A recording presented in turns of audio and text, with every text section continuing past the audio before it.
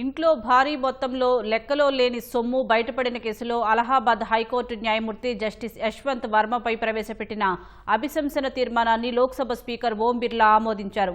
Justice Yashwant వర్మపై వచ్చిన ఆరోపణలపై విచారణకు త్రిసభ్య కమిటీ ఏర్పాటు చేశారు.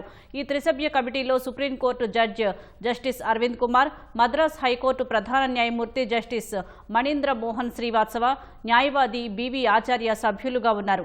జస్టిస్ యశ్వంత్ వర్మపై వచ్చిన ఆరోపణలపై త్రిసభ్య కమిటీ విచారణ చేయనుంది.